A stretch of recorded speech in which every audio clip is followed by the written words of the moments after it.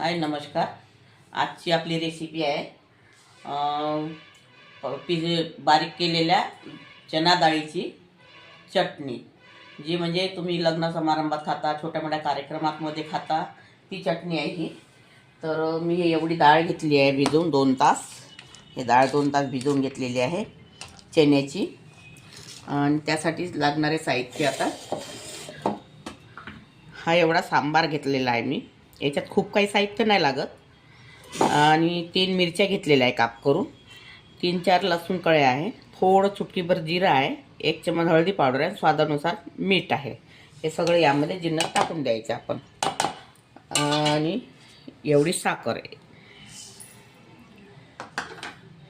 आणि हे दही 1 वाटी,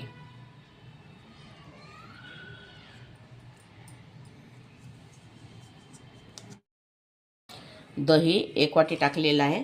आणि आता पहिले मी याला बारीक करून घेणार आहे, नंतर याच्याच मध्ये डाळ टाकणार आहे।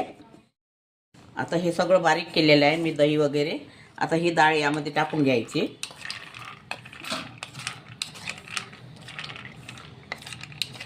हे लग्नामध्ये, छोट्या मोठ्या कार्यक्रमामध्ये असते ही चटणी, आणि लोक आवडीने खात असतात।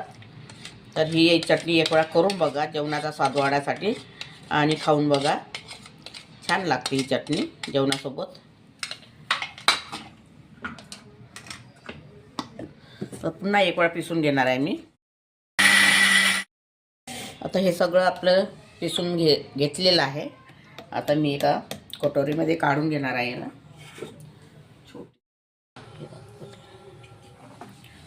हे बघा, आता ही चटणी आपण बारीक करून घेतली आहे मिक्सरमध्ये।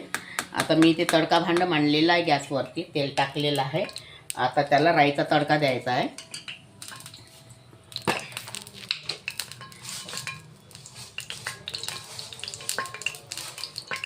तेल गरम झालेलं आहे आपलं, 1 चमच राई टाकलेली आहे।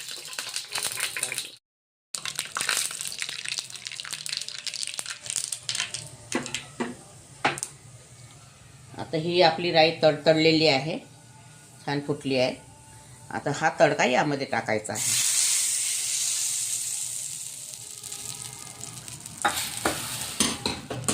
आणि याला असं मिक्स करून घ्यायचं। आता ही आपली आता चना डाळीची तडका चटणी तयार झालेली आहे। लग्न समारंभामध्ये, छोट्या मोठ्या कार्यक्रमामध्ये असते ही चटणी। तुम्ही एक वेळा करून बघा आणि खाऊन बघा। आणि अगर तुम्हाला माझी रेसिपी आवडली असेल तर व्हिडिओला लाईक करा, शेअर करा, आणि चॅनलला सबस्क्राईब करा। व्हिडिओ बघितल्याबद्दल धन्यवाद।